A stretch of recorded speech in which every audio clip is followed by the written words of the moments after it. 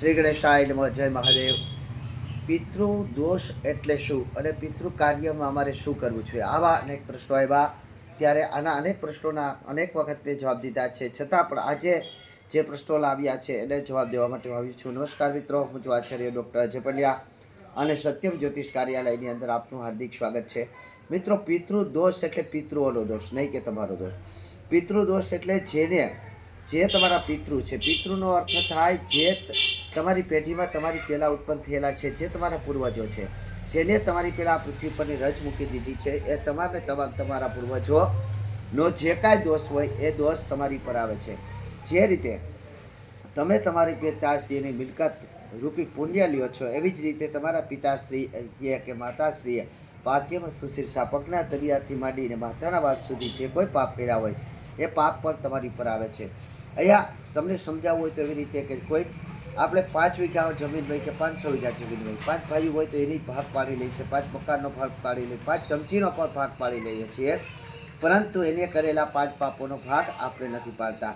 જ્યારે એ જીવાત્મા ત્યાં યમલોકની અંદરથી નરકી યાતનામાં જાય છે અને નરકી યાતનામાં કષ્ટ ભોગવે છે, ત્યારે એના પાપ યાદ કહેવામાં આવે છે. એના માટે તો આપણે ગરુડ પુરાણને સમજવું જોઈએ, પરંતુ ત્યારે એની દ્રષ્ટિ પૃથ્વી પર પડે છે અને પૃથ્વી પર તમારી પર દ્રષ્ટિ કરતાં તમને શારીરિક, માનસિક કે આર્થિક રીતે તમે દુઃખી થાવ છો.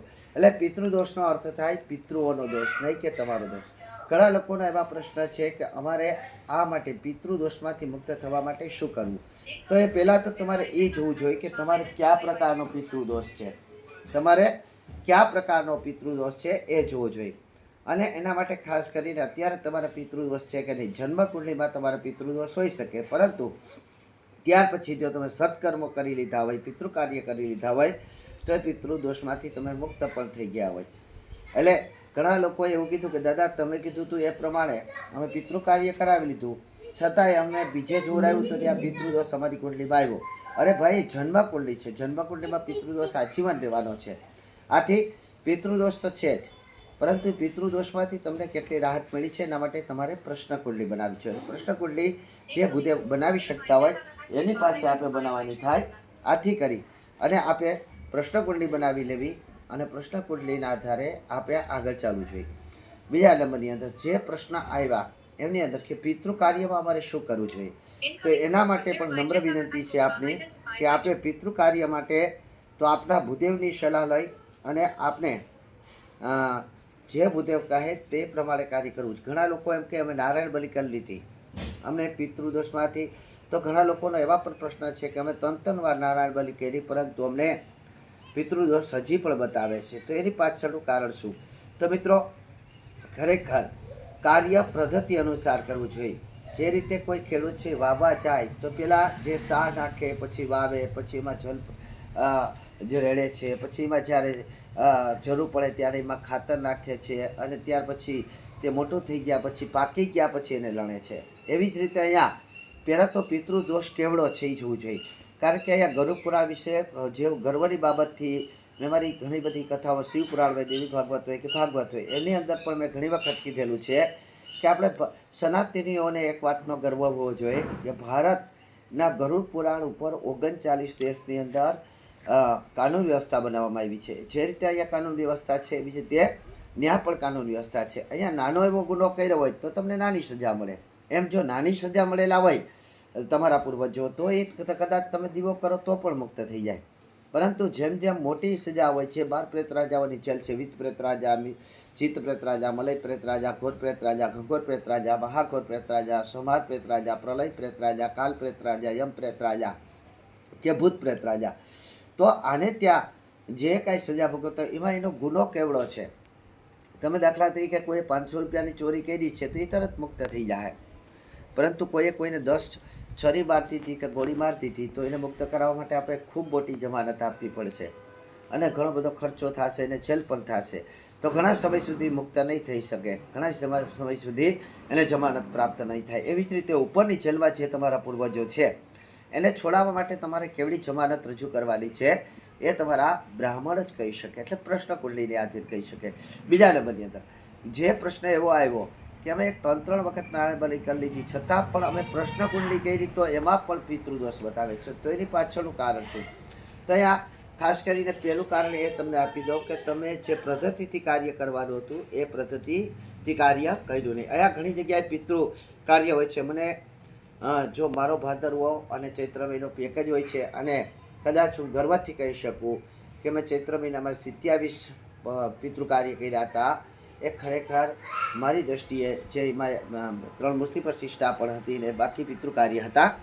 તો એની પહેલાંના જે ચૈત્ર મહિનો હતો એમાં મેં 27 કાર્ય કર્યા હતા. પણ આ ચૈત્ર મહિનામાં મારે મૂર્તિ પ્રતિષ્ઠા પણ હતી, અને આ ભાદ્રપદ મહિનામાં પણ મારો પેક થઈ ગયો છે. એટલે હું ગર્વથી એવું કહી શકું કે જેટલા લોકોને મેં પિતૃ કાર્ય કરાવ્યા છે એ બધાય સક્સેસ થયા છે. તો એની પાછળનું કારણ એવું છે કે હું કોઈ પણ યજમાનનું માન્ય નથી રાખતો. હું કહું કે આ પદ્ધતિથી તમારે કરવાનું થાય, પ્રશ્નકુંડળી બનાવી જ નાખું. ચાહે એને ગમે તે કીધું હોય તો પ્રશ્નકુંડળી બનાવી અને પછી એને જે પદ્ધતિથી કરવાનું થતું હોય, તમે ગુલાબ વાવો તો એમાં અલગ ખાતર જોઈએ, તમે માંડવી વાવો તો અલગ ખાતર જોઈએ, તમે કપાસિયા વાવો જે કાંઈ તો એવા અલગ ખાતર જોઈએ, થોડું વધતા ઓછું જલ જોઈએ, એને જમીન અલગ અલગ ફળદ્રુપ જોઈએ, કોકને ઠંડી જોઈએ, કોકને ગરમી જોઈએ. એમ તમારા પૂર્વજો કઈ યોનિમાં છે અને કઈ રીતે મુક્ત થાય એ બ્રાહ્મણે તમને જેમ કહી એમ તમારે કરવાનું. બીજા નંબરની અંદર 99% લોકોને હું એમ કહું છું કે માત્ર આપનો જે પરિવાર છે એટલા લોકો જ આપ એક થઈ અને આપે આ પિતૃ કાર્ય કરવું જોઈએ. અથવા તો આપ એકલા કરો તો પહોંચી જાય છે, 100% એકલા કરો એ પહોંચી જાય છે. અને એ હું ગેરંટી સાથે કહું કે એકલો કરે તો પહોંચી જાય છે, અને સમૂહમાં કરો તો ક્યારેક નથી પહોંચતું. એનું કારણ છે કે મુખ્ય વિષય છે ગોળ બની જાય છે, અને ગોળ વિષય છે એ મુખ્ય બની જાય છે. દાખલા તરીકે કોઈ સમૂહ આખું કુટુંબ પિતૃ કાર્ય કરવા આવ્યું છે, તો એમાં જે 100 જણા જોડાયેલા છે એમાં 25નો ધ્યેય પિતૃ કાર્ય કરવા માટેનો છે, 25 ન છૂટકે જોડાયેલા છે, ને 25 કોકને કેવાથી જોડાયેલા છે. તો 25 જણા છે એનું તો મન જ નથી, પણ કોકના દબાવના હિસાબે તે જોડાયેલા છે.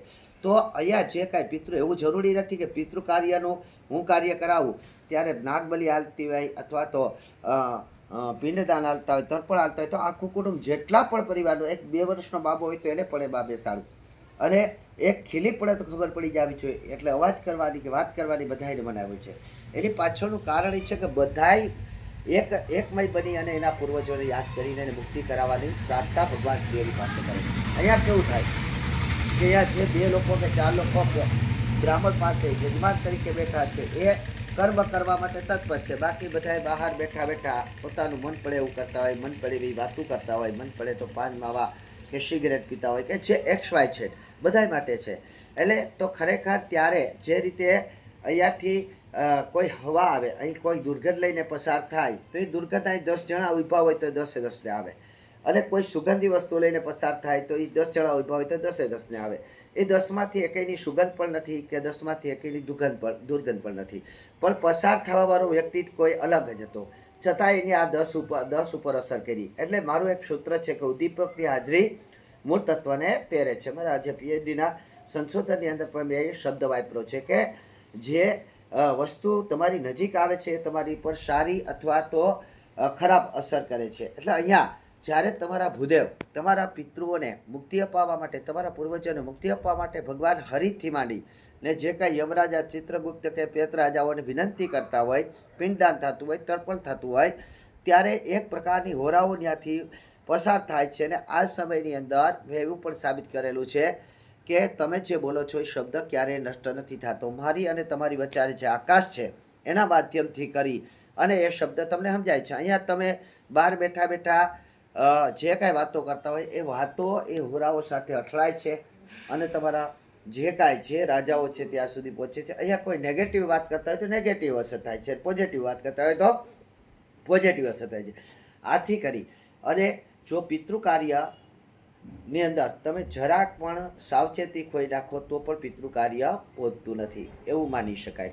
બીજા નંબરની અંદર મેં એવું પણ કીધું કે એકલો વ્યક્તિ 100% પિતૃ કાર્ય પહોંચી જાય છે. ઘણા લોકોએ એકલા એક કર્યું અને એનું પહોંચી ગયું, કારણ કે એ જેટલા બેસવાવાળા છે તમામ લોકો શ્રદ્ધાપૂર્વક અને શ્રેષ્ઠ રીતે કાર્ય કરે છે. એટલે એની ઓરાઓ માત્ર એને એકલાને એના જ પરિવારને પ્રાપ્ત થાય છે. આથી કરી અને મુખ્ય વિષયને હું તો એવું પણ ઘણી વખત કહું છું કે પિતૃ કાર્ય કરો ત્યારે તમે જે તેને આમંત્રણ દેવાનું બંધ કરી દો. કારણ કે તમે કોઈને આમંત્રણ આપ્યું અથવા તો એને ભોજનના સમયે જે તમે 100% ભોજન કરાવો, દાન પુણ્ય કરો, ભાઈ એ સમયે જેને આમંત્રણ આપો. અન્ય જે પૂજન થાય છે એમાં આમંત્રણ ના આપો. અન્યથા તમારું જે કાર્ય છે, કાર્યની અંદર એ વિક્ષેપ પણ કરી શકે છે, અથવા તો તમને એને કોઈ સેવા મળી છે કે નથી મળી, એને જેમાં છે કે નથી જેમાં, એને ફરાળ કર્યું છે કે એને પાણી પીધું છે, XY છે, એમાં તમારો જીવ વયો જાય છે. એને ફઈ આવ્યા, બેન આવ્યા, ફુવા આવ્યા, કાકી આવ્યા, એટલે આ કાર્યથી તમારું જે મુખ્ય યજ્ઞ કર્મ કરવાનું હતું છે, નારાયણને વિનવવાનું હતું, એ તમે ભૂલી જાઓ છો અને તમે એમાં લાગી જાઓ છો. એ તો તમે રોજ કરતા હતા. આ માત્ર તમે પિતૃ કાર્ય જ કરો છો, જે 3 દિવસ અથવા તો 2 દિવસ, તો એમાં જ તમારે આ કાર્ય પૂર્ણ કરવાનું હતું. એટલે એવા તો તમારે માત્ર નારાયણને જ યાદ કરવાના હતા, ભગવાનને જ યાદ કરવાના હતા, યમલોકના દેવોને યાદ કરવાના હતા. પરંતુ તમે તો પાછા હતા એને વ્યવહારમાં વ્યા ગયા. એટલે એક પિતૃ કાર્ય નથી પહોંચતું, એની પાછળનું કારણ આ પણ છે. બીજા નંબરની અંદર તમારા પૂર્વજો ક્યાં છે, જ્યાં સુધી તમને એ જ ખબર ન હોય કે અમારા જે સંબંધી છે એને કઈ જેલમાં નાખ્યા, તમને એ જ ખબર નથી કે રાજકોટની જેલમાં છે, સુરતની જેલમાં છે, બોમ્બે જેલમાં છે, તો તમે એની જમાનત કઈ રીતે કરી શકશો? એમ જે યોની છે, યોનીમાં ક્યાં છે એ પ્રમાણે તમારે કાર્ય કરવું પડે. જે મેં તમને કીધું એમ કે આ વસ્તુ તમે વાવી છે તો એમાં આ ખાતર અથવા તો આ દવા છાંટી શકાય. એમ તમારા પૂર્વજો જે યોનીમાં છે એ યોની પ્રમાણે તમારે કાર્ય કરવાનું થાય. અહીંયા પંચબલી કર્મ સર્વશ્રેષ્ઠ ફળ આપનાર છે. પંચબલી કર્મ કરો તો તમને કાંઈ નુકસાન થાય નહીં, ફળ જ મળે. કારણ કે એમની અંદર પહેલી છે પ્રેતબલી, બીજી છે ભૂતબલી, ત્રીજી છે કાગબલી અને ચોથી છે નાગબલી અને પાંચમી છે નારાયણ બલી. નારાયણ બલી એટલે પિતૃ કાર્ય નથી. આ ઘણા લોકો એવું કહી દે છે કે નારાયણ બલી એટલે પિતૃ કાર્ય. ના, નારાયણ બલી એટલે પિતૃ કાર્ય નથી. હું સાબિત કરી દીધેલું છે અને છતાંય હું આપને પણ કહું છું કે નારાયણ બલી એટલે અર્પણ કરવું. નારાયણના ચરણોમાં જે અર્પણ કરીએ એને કહેવાય નારાયણ બલી. આપણે પ્રેત બલી કરી, પ્રેતો મુક્ત થયા. આપણે ભૂત બલી કરી, ભૂતો મુક્ત થયા. આપણે કાગ બલી કરી, પિશાચો મુક્ત થયા. આપણે નાગ બલી કરી, નાગો મુક્ત થયા. અહીંયા જે તમારા પૂર્વજો જેને તમે મુક્ત કરો છો, જેલમાંથી છોડાઈ આવો છો, એ મુક્ત થઈને રહેશે ક્યાં? એટલે તો કે એ રહેવા માટેનું એક સ્થળ. એટલે એના માટે આપણે નારાયણના ચરણોમાં એને અર્પણ કરીને કહીએ કે પ્રભુ તમારા ચરણોમાં જે કોઈ જાય છે તે સદગતિને પ્રાપ્ત કરે છે અને ફરીથી સુંદર જન્માને લાયક બને છે. આથી કરી આ જે અમારા પૂર્વજો 1 પેઢી, 3 પેઢી, 5 પેઢી, 7 પેઢી, 11 પેઢી, 21 પેઢી, 51 પેઢી કે 71 પેઢીના કોઈ પણ પૂર્વજો હોય એ તમામને અમે આપના ચરણોમાં અર્પણ કરીએ છીએ. હે નારાયણ, તમે કૃપા કરી અને એને મુક્તિ અપાવો અને ફરીથી એને સદગતિ અપાવો અને સારો એવો જન્મ અપાવો. તો આથી કરી અને પિતૃ કાર્ય શ્રદ્ધાપૂર્વક અને સારી રીતે કરો અને શ્રેષ્ઠ બ્રાહ્મણના માધ્યમથી કરાવો. અને બ્રાહ્મણ કઈ એ પ્રમાણે કરો, નહીં કે તમારો વિચાર ત્યાં મૂકો. અહીંયા પ્રેત બલિ અને ભૂત બલિ હું ફરીથી એકવાર કહું છું. ઘણા લોકો એમ કહે કે રાત્રિનું કાર્ય છે. હા, પ્રેત બલિ અને ભૂત બલિ ઘણા કે હવન રાત્રે થાય, પ્રેત બલિ ભૂત બલિ હવન છે જ નહીં. પ્રેત બલિ અને ભૂત બલિ રાત્રે જ કરી શકાય. રાત્રે કરવાથી શ્રેષ્ઠ ફળ મળે. તમને કોઈ એમ કહે કે ભૂત થાય છે, પ્રેત થાય છે કે ડાકલ થાય, ચુડેલ થાય, એ જગ્યા ઉપરથી તમે દિવસે નીકળો અને રાત્રે નીકળો તો ક્યારે તમને વધારે ડર લાગશે? એવો પ્રશ્ન હું તમને કરું, તમે તરત કહેશો રાત્રે. કારણ તમે કહો અંધારું હોય. અંધારું હોય નહીં, ઉદ્દીપકની હાજરી મૂળ તત્વને પહેરે છે. જે વસ્તુ આ ઉપસ્થિત હોય એ તમારી પર અસર કરે છે. એટલે અહીંયા એની અસર તમારી પર થાય છે અને થાય છે. આથી કરી પ્રેત બલિ ભૂત બલિ રાત્રે જ કરવી જોઈએ. આપ સર્વને પિતૃદોષ વિશે મેં જે માહિતી આપી તે અવશ્ય તમને સમજાણી હશે. એમ છતાં પણ આપણે કોઈ પણ પિતૃને લગતો પ્રશ્ન હોય તો ભાદ્રપદની માસની અંદર આપણે અવશ્ય પિતૃને લગતા પ્રશ્નો આપણે અવશ્ય કરીશ. ને ખાસ કરી અને આ સમય દરમિયાન આપણે અન્ય કોઈ વિશેષ પ્રશ્ન હોય તો એનો જવાબ હમણાં હું આપણે આપી શકીશ નહીં, જન્મકુંડલી પ્રશ્ન કુંડલી અન્ય નહીં, પરંતુ પિતૃને લગતો હોય તો પ્રશ્ન હોય તો આપ અવશ્ય કહેજો.